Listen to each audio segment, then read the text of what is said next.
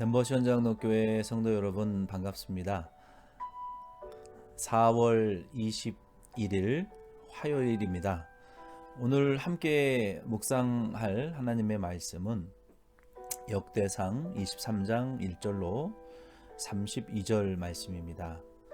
본문 말씀의 내용은 다윗이 이제 나이가 많이 들었고 왕위를 솔로몬에게 물려준 말씀이 기록되어 있습니다.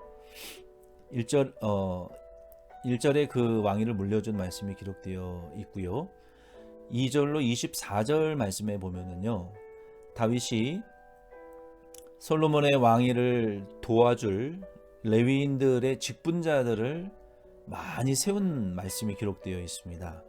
그 직분자들의 수행의 내용은 24장부터 27장 말씀까지 상세하게 기록이 되어 있기 때문에 이제 내일부터 차츰차츰 우리가 상세하게 살펴보면 되고요. 오늘은 레위인들의 숫자에 대한 내용을 우리가 좀 묵상해 보기를 원합니다. 다윗이 세운 레위인들은요, 숫자가 총 38,000명이었습니다. 이 레위인들을 세울 때 방백들, 이스라엘 민족의 지도자들을 불렀고, 그리고 제사장들을 불렀어요. 오늘날 교회의 어떤 그 임직식과 같다라고 우리가 볼 수 있겠죠. 우리가 임직식을 할 때 많은 직분자들을 우리가 안수도 하고 세워서 교회의 일꾼들로 우리가 세우는 것과 비슷한 어떤 형식이었습니다. 모세 때의 레위인의 숫자는 다윗 때에 세운 레위인들의 숫자의 7, 8배 정도 적은 숫자였습니다. 왜 그랬을까요? 그 숫자가 이렇게 적었던 이유는 모세 때에는 움직이는 회막, 즉 광야에서 이동을 하고 성막을 또 지키고 언약궤를 지키고 레위인의 직분을 수행했기 때문에 숫자가 그렇게 많지는 않았습니다. 그러나 다윗 때에는 성전 건축이 이제 솔로몬을 통해서 완성될 것이고, 성전을 새로 짓거나 언약궤를 옮기고 성막을 과거와 같이 광야 시대와 같이 이리저리 옮겨야 될 필요가 없기 때문에 훨씬 많은 레위인들의 숫자를 세웠습니다. 그 중에 38,000명 중에 24,000명, 절반이 훨씬 넘는 숫자죠. 그 24,000명은 성전 전체 모든 세밀한 부서들의 사무 직분을 감당하는 레위인들이었습니다. 그리고 6,000명은 유사들, 즉 리더들과 재판관으로 세움을 받았고요. 4,000명은 문지기로 세움을 받았고, 나머지 4,000명은 찬양하는 자들로 세움을 받았습니다. 이 말씀을 통해서 다윗이 얼마나 많은 봉사 직분자들을 구약 이 교회에 세웠는지를 우리가 알 수 있어요. 그리고 그 분량이 교회 예배 중심, 그러니까 제사를 드리는 모든 관련된 세밀한 일들, 그 봉사대에 관련된 그 모든 사무직분들, 그러니까 지금으로 치면 예배와 관련된 모든 교회의 이 업무들과 직무들이 절반이 넘는 봉사자들로 세워진 것과 마찬가지예요. 그만큼 예배와 하나님께 제사 드리는 중심으로 이 직분자들이 세워졌다는 것을 우리가 볼 수 있습니다. 오늘날 교회도 이것을 잘 적용해서, 교회는 목회자가 해야 되는 일들과 그리고 또 교역자들이 또 해야 될 일들이 있고, 그리고 유급 직원들이 해야 될 일들이 있고, 전문 유급 직원들이 해야 될 일들이 한 4-5가지 정도의 분야로 우리가 나눠진다라는 것을 우리가 적용할 수 있습니다. 그래서 교회의 모든 행정, 재정, 교회 건물 관리, 교회 찬양하는 것들, 교육 우리가 하는 것들, 모든 교회의 직분들은 이 교역자가 총책임을 맡고, 그리고 전문 직원들이 그 일을 감당하고, 그리고 각 위원회들이 이 봉사의 일들을 감당해내는 이런 구조들이 교회의 중요한 각 구조의 모습이라고 우리가 보고 적용할 수 있습니다. 그래서 교회는 유급 직원들이 많이 있어야 되고요. 또 모든 교회는요, 교역자들이 각 부서별로, 연령대별로, 또 연령대별로 모든 봉사, 이 교육 봉사하는 교육자들이 세워져야 될 필요가 있습니다.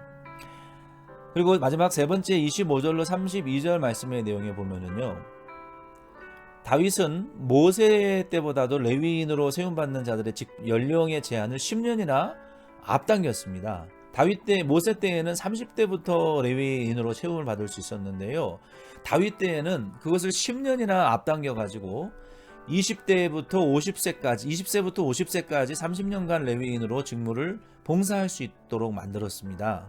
그 이유는 이 레위인들을, 젊은 세대들을 많이 세웠어요. 오늘 이 말씀을 우리가 적용해 보면 오늘날 교회도 우리가 기존 기성세대 1세대들은 우리가 교회가 가지고 있는 그 기득권들을 무책임하게 다 넘겨주고 아무 일도 하지 말라는 말은 아닙니다. 그러나 우리는 자연적으로 늙고 또 새로운 봉사자들이 세워지는 것이 상식적인 것이고, 그게 기본적인 이치입니다. 그래서 우리 기성 1세대들, 우리 교회는요, 우리 교회가 가지고 있는 그 기득권을 우리가 끝까지 쥐고 있으려고 해서는 안 되고, 그것을 책임감 있게 이 세대들을 훈련시켜서 그들에게 물려주고, 그들이 동참해서 이 교회 봉사하는 일들을 책임지고 이끌어 나갈 수 있는 이런 일꾼들로 빨리 등용을 하고 젊은 세대들을 세워서 이 교회가 이 복음 전하는 일을 잘 감당해낼 수 있도록 다윗과 같은 이런 지혜가 우리 교회에 필요하다고 볼 수 있습니다. 마지막으로 25절로 32절 말씀의 내용 중에 좀 재미있는 내용이 하나 나오는데요, 모세는 특별한 하나님의 부르심을 받은 종이었어요. 그러나 그의 자손들이 제사장들이 되지 않고 레위인들이 되어서 제사장들을 수종드는, 어시스턴트하는 그런 봉사를 하게 됩니다.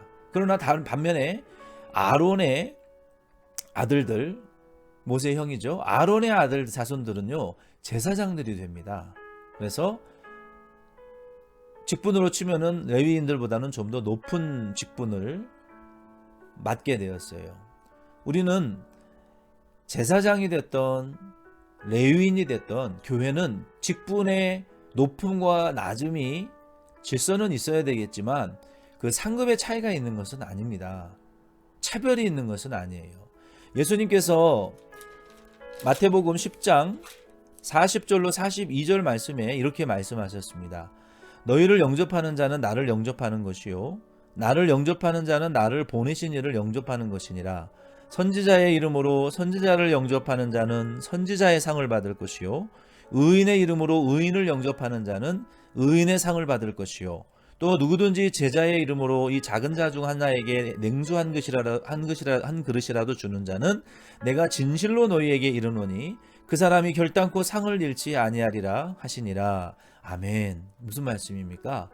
직분에 따라 상을 받는 것이 아니라 예수님의 이름으로 어린아이에게 냉수 한 그릇을 준다고 해서 그것이 하찮은 것이 아니라 예수님의 이름으로, 예수님 때문에 쫓겨나고 낮아지고 가난해져서 헐벗는 자들에게 냉수 한 그릇의 도움을 주는 것, 그거 예수님의 이름으로, 예수님의 이름 때문에 고난당하는 자들에게 위로한 것, 절대로 결단코 예수님 상급을 잊어버리지 않겠다라고, 이 예수님이 결단코라는 단어를 사용하신 적이 별로 없는데요, 결코 그 상을 잊어버리지 않는다는 말이에요. 그러므로 모세의 자손들이 레위인이 돼서 제사장을 도와준 일이 낮은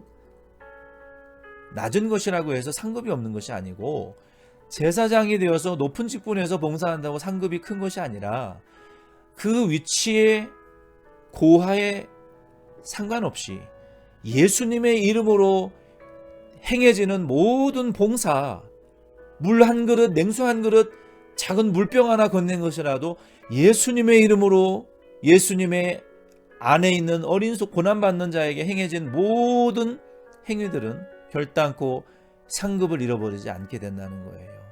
오늘 이 말씀을 통해서 저와 여러분도 그러므로 교회의 직분과 봉사가 이런 원리로 세워져야 되고, 또 예수 안에서 행해지는 모든 예수님의 이름으로 행해진 언행들이 상급이 되어진다는 것을 우리는 기억하고 오늘 하루도 예수님의 이름으로 여러분 사시기를 바라요. 예수님의 이름으로 행하시는 하루가 되기를 바랍니다. 기도드리겠습니다.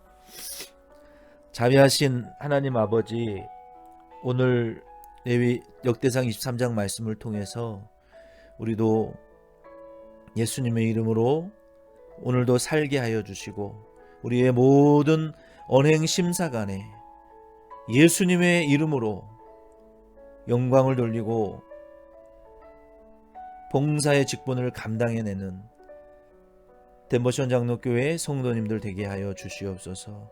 주님, 우리의 영혼이 오늘도 잘 되게 하여 주시고 우리의 몸의 건강도 주님이 주장하시며 일용할 양식도 주시고 우리 모든 필요한 은혜들을 공급하시고 위급하고 다급할 때마다 부르짖을 때마다 주님이 오른손으로 붙잡으시고 주님이 때를 따라 돕는 은혜를 항상 베푸시기를 원합니다. 감사드리옵고 예수님의 이름으로 기도드립니다. 아멘. 여러분 수고하셨습니다. 내일 또 만나요. 승리하세요.